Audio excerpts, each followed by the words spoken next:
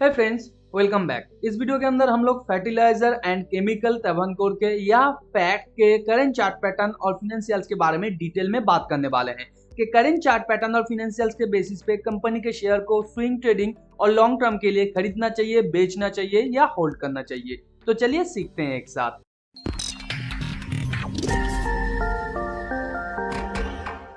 तो जैसे कि स्क्रीन पे देख पा रहे हैं, ये तवंकोर का वन डे का चार्ट है। वन डे के चार्ट में यहाँ पे पहले तो इसने एक बुल रन किया और जो पिछले साल के नवंबर या अक्टूबर से स्टार्ट हुआ था। ये फ्लैग एक वेज के फॉर्मेशन में नीचे आया या एक वेज चैनल के फॉर्मेशन में नीचे आया, उसके साथ साथ यहाँ पे एक बुल रन था। तो ये एक बुल वेज फ्लैग भी हम लोग कह सकते हैं। तो जनरली बुल फ्लैग ऊपर की तरफ और बेयर फ्लैग नीचे की तरफ ब्रेकआउट करता है, तो यहाँ पे भी ये सेम किया है और ब्रेकआउट करने के बाद यहाँ पे आप देख सकते हैं सपोर्ट लेके फिर ये ऊपर जाने की कोशिश किया है। मगर यहाँ पे देखने की बात ये है कि ये जो बुल फ्लैग का ब्रेकआउट है, ये टोटल का टोटल जो प्राइस एक्शन है यहाँ से स्टार्ट होता है एक स्पाइक एंड चैनल का, जहाँ पे ये है इसका फर्स्ट स्पाइक और ये सेकेंड और ये थर्ड यहाँ पे ये बना रहा है। और स्पाइक एंड चैनल के फॉर्मेशन में आप जानते हैं एक स्पाइक होता है, उसके बाद एक चैनल के फॉर्मेशन में यहाँ पे ये प्राइस मूव करता है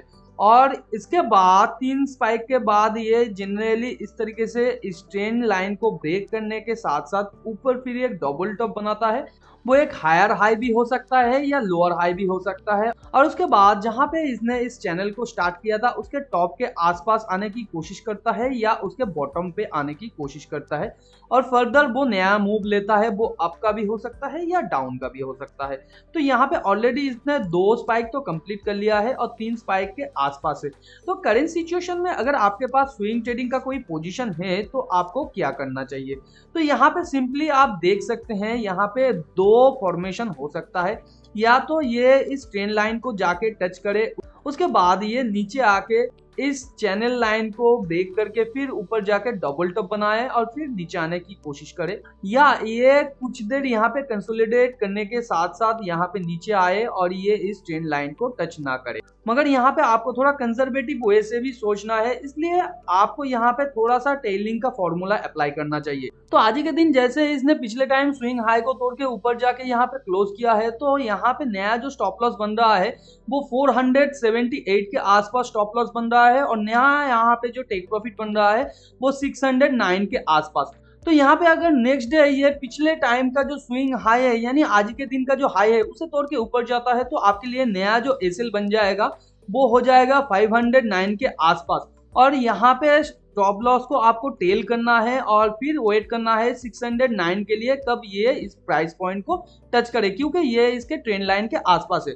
और अगर ये इस ट्रेंड लाइन को तोड़ के फर्दर ऊपर जाता है तो इसके लिए नया जो टेक प्रॉफिट होना चाहिए वो होगा 624 के आसपास और वहां पे इसको मेजर रेजिस्टेंस मिलेगा। और करंट सिचुएशन में अगर आपके पास कोई भी कंपनी का शेयर नहीं है, आप यहाँ पे नया स्विंग पोजीशन लेना चाहते हैं, तो करेंटली यहाँ पे आपको वेट करना ही बेहतर रहेगा, क्योंकि कंपनी का शेयर प्राइस यहाँ पे एक कंसोलिडेशन फेज में भी जा सकता है और उसके बाद नीचे बैक भी आ सकता है।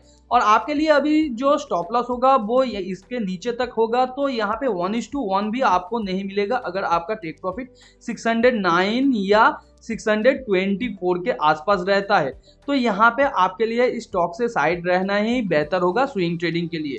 मगर यहाँ पे अगर आप लॉन्ग टर्म के लिए इन्वेस्ट करना चाहते हैं तो कंपनी के फिनेंशियल्स को आपको जरूर देखना चाहिए।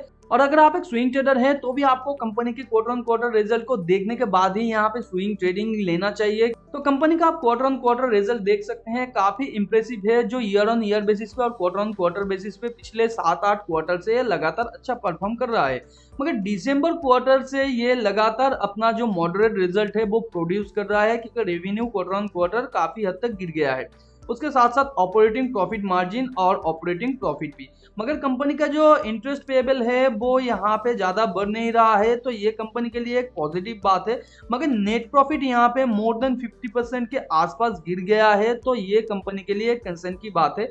तो आने वाले टाइम पे कंपनी को इसे सुधारना होगा, नहीं तो नया जो पुल बैक के बाद इसके अंदर अपॉर्चुनिटी स्विंग ट्रेडिंग का आएगा वो बहुत ही बाद में आएगा, क्योंकि कंपनी के अंदर स्ट्रेंथ नहीं रहेगा अगर फिनेंशियल अच्छा नहीं होता है तो। और कंपनी का यहाँ पे अगर आप ईयर ऑन ईयर रिजल्ट को देखेंगे तो काफी इंप्रेसिव नंबर यहाँ पे भी है। काफी अच्छे तरीके से इसने रेवेन्यू को ग्रो किया है। सीएजीआर 3 साल में 31.2% के हिसाब से और 5 साल में यहाँ पे 26.3% के हिसाब से इसने ग्रो किया है अपने रेवेन्यू को। और यहाँ पे कंपनी का interest payable year on year कम हो रहा है, यानी कंपनी का जो लोन बर्डन है वो ईयर ऑन ईयर कम हो रहा है। कंपनी के लिए ये एक अच्छा बात है।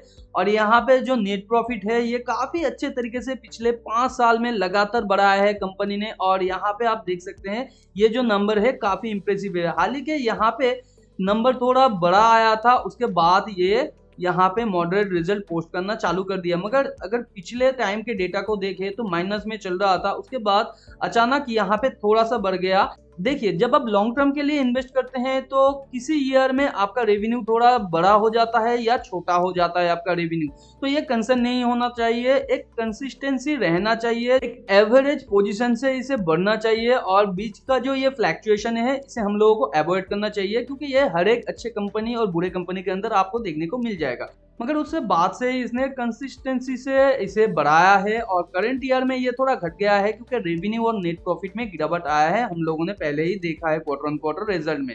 फाइनेंशियल रेशियो के अंदर मैं आरओई को बहुत ज्यादा प्रेफरेंस देता हूं, क्योंकि ये बताता है कि इक्विटी के मुकाबले कंपनी ने हम लोगों को कितना रिटर्न दिया है। तो यहाँ पे आप देख सकते हैं मोर देन 30% के ऊपर, यानी 48% का यहाँ पे आरओई है। तो आने वाले टाइम पे ये हम लोगों को जरूर देखने को मिलेगा कि कंपनी इसे कंटिन्यू कर पाता है या नहीं। जनरली कुछ टाइम के बाद आरओई धीरे धीरे घटता है, क्योंकि कंपनी अगर बड़ा हो जाता है तो उसके रेवेन्यू का जो ग्रोथ है वो उतना नहीं रहता है। इसके साथ डेट टू इक्विटी भी कंपनी ने ईयर ऑन ईयर कम किया है, तो ये भी कंपनी के लिए एक अच्छा बात है। मगर करेंट चार्ट पैटर्न के हिसाब से कंपनी के अंदर क्या लॉन्ग टर्म के लिए अभी इन्वेस्ट करना चाहिए या नहीं? देखिए, अगर आपके पास ऑलरेडी शेयर है कंपनी का तो बिल्कुल आप कंपनी के शेयर को होल्ड कीजिए, क्योंकि अच्छा खासा बुल रन के अंदर है ये।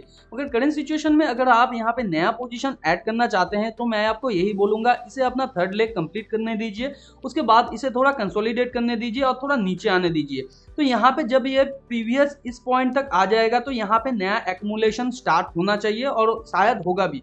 तो उस टाइम पे आपको यहाँ पे थोड़ा थोड़ा करके ऐड करना चाहिए। और अगर फर्दर ये इस ट्रेंड लाइन को ब्रेक करके यहाँ पे लॉन्ग टाइम तक कंसोलिडेट करता है, फिर ऊपर जाने की कोशिश करता है और यहाँ पे अगर छोटा छोटा बार क्रिएट करता है और यहाँ पे जो वॉल्यूम है वो भी एवरेज रहता है, तभी यहाँ पे आप छोटा छोटा पोजीशन ऐड कर सकते हैं। तो ये आपके लिए एक अच्छा बात होगा। और उसके साथ साथ कंपनी का क्वार्टर ऑन क्वार्टर रिजल्ट आपको ट्रैक करते रहना है, क्योंकि वही होता है इसका बैकबोन। और ओवरऑल मार्केट अगर सपोर्टिव रहता है तो प्राइस फर्दर ऊपर जाने की प्रोबेबिलिटी रखता है, कंपनी के फाइनेंशियल अगर स्ट्रांग हो तो स्विंग ट्रेडिंग के बारे में और कोई टॉपिक आप डिटेल में जानना चाहते हैं तो नीचे कमेंट में आप लिख सकते हैं, मैं उसके ऊपर भी वीडियो बनाने की कोशिश करूंगा। स्विंग ट्रेडिंग में इंटरेस्टेड हैं तो टेलीग्राम चैनल को ज्वाइन करके रखिए, वहां पे मैंने स्विंग ट्रेडिंग पोजीशन का एक्सेल शीट शेयर किया है, जहां पे बहुत सारे कंपनीज के अंदर अभी भी स्विंग ट्रेडिंग का अपॉर्चुनिटी अवेलेबल है, जहां पे एंट्री एग्जिट और चार्ट एनालिसिस के साथ आपको बताया जाता है कि कहां पे किस टाइम पे आपको कौन सा पोजीशन लेना है। वीडियो नॉलेजेबल लगा तो वीडियो को लाइक एंड शेयर कीजिए आपके उन फ्रेंड्स एंड फैमिली के साथ जो फाइनेंस और स्टॉक मार्केट में इंटरेस्ट रखते हैं। चैनल पे नया है तो चैनल को सब्सक्राइब करके बाजू में जो बेल आइकन है उसे भी हिट कर दीजिए, ताकि नए वीडियो का नोटिफिकेशन आप लोगों को तुरंत मिल सके। मिलते हैं अगले वीडियो पर, तब तक के लिए अपना बहुत ज्यादा ध्यान रखिए। Thanks for watching and happy investing.